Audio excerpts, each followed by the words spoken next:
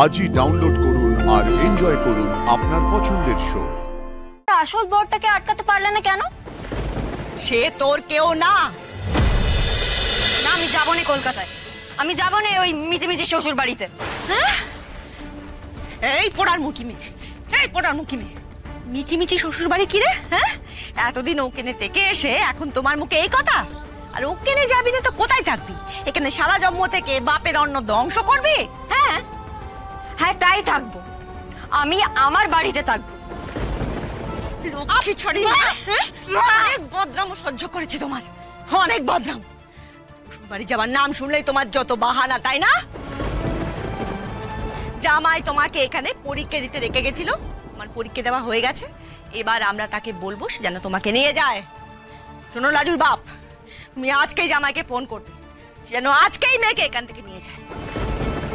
খারাপ পেপে মেয়ে একেবারে মাথায় উঠেছে। বাহ বাহ বাহ বাহ, একজনের ইচ্ছে হলো আমাকে এখানে তুইয়ে গেল, আরেকজনের ইচ্ছে হলো আমাকে সেখানে পাঠাবার, ফোন চলে গেল। বলি আমার কি নিজের কোনো ইচ্ছা নেই? আমার নিজের কোনো মত নেই?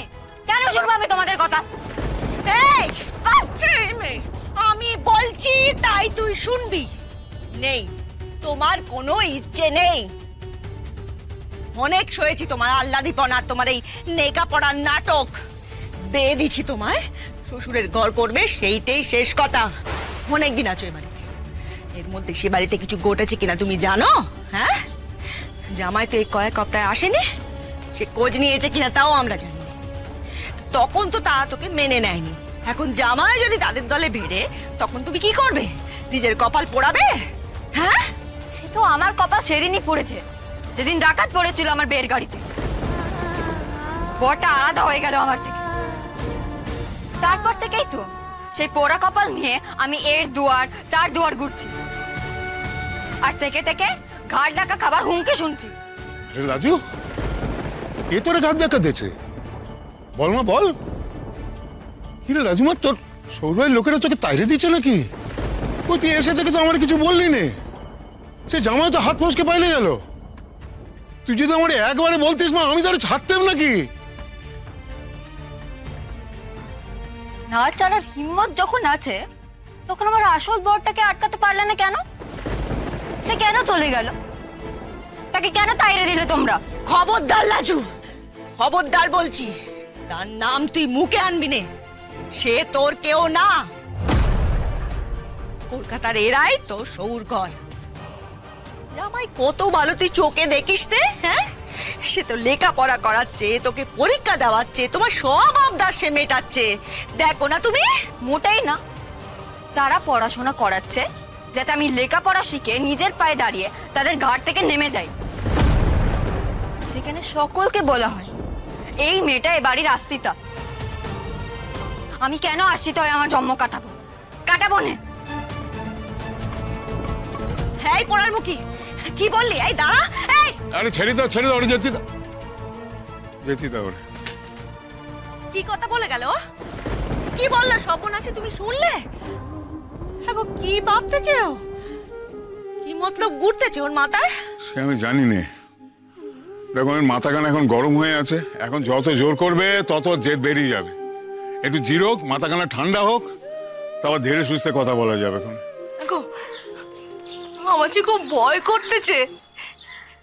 কি অনাচিষ্টি কথা বলছে মেয়েটা? সে কেন সেখানে যেতে চাইলে?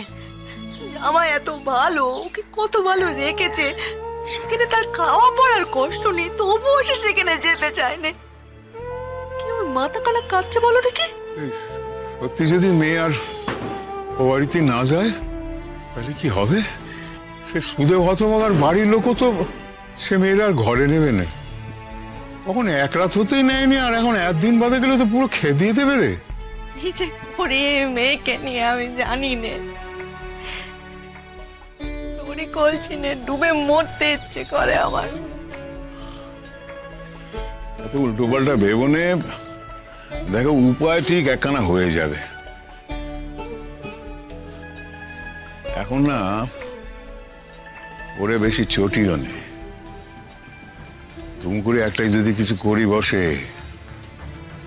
কেলেঙ্কারির এক শেষ হবে। কিন্তু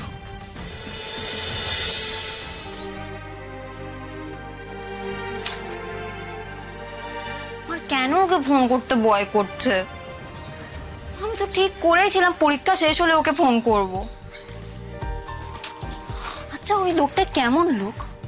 মুখে এত ভালোবাসার কথা বলে, এদিকে এতগুলো দিন চলে গেল, একবারও আমার সঙ্গে যোগাযোগ করলো না।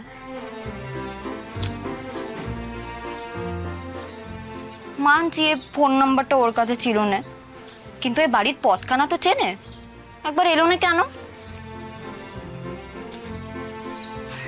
না, নিজের মধ্যে গুমড়ে মরবো কেন? ওকেই সব কথা শুধুই বলি, আমাকে এখান থেকে নিয়ে চলো, অনেক হয়েছে এগর ওগার টাকা, এখন আমি বরের ঘর করব। এই যে তোমার 200 মুড়ি, তাহলে হলো গে। আরে বাবা, এখনই ফোন বাজতে হলো? দাঁড়ান, আগে হিসেবটা করে নি। তাড়াতাড়ি বল না কত হলো। ওই তো খেসারির ডাল 200, মানে হচ্ছে 110 টাকা কিলো, হচ্ছে গিয়ে 11 টাকা। বেশ, ডাল 11 টাকা, আর মুড়ি কত হলো বল। না না, 11 না, আমাকে হিসেবটা করতে দাও না। তুমি তো 200 বললে, 11 আর 11 মানে হচ্ছে 12, 13, 14, 15, 16, 17, 18, 19, 20, 21, 22 টাকা, আর হচ্ছে 14 টাকার মুড়ি। আর ধুত্তারি, তাড়াতাড়ি বল না মোট কত হলো। ওই তো 22, আর তার সাথে 14 যোগ করলে হচ্ছে 23, 24, 25, 26, আর সাথে 10 যোগ করলে হচ্ছে 36 টাকা। এই নে তোর টাকা, তোর। হ্যাঁ,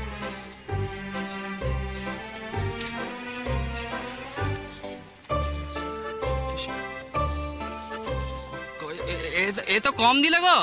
হ্যাঁ দাদা, এখানে তো 32 টাকা আছে, তুমি 4 টাকা কম দিলে। দাদা, ও দাদা, শুনছো গো? দাদা কম।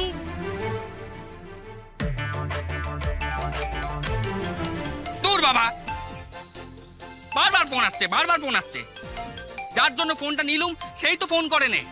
আর ইনি বেজেই চলেছেন। দে রয়েছে, আমার মনের চক দে রয়েছে। আমি এ ফোন বেচে দেবো আমি এ ফোন। কে গো? কে আমারে বারবার ফোন করতেছ? আমার কাজের জায়গায় ঝামেলা হচ্ছে, বুঝতে পারছো না? জানো, একজন লোক আমাকে 4 টাকা টকিয়ে দিয়ে গেল।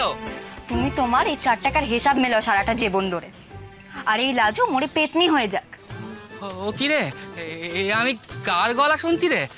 লাজু, ও লাজু রে, তুই নাকি রে? হ্যাঁ আমি। তাতে তোমার কি?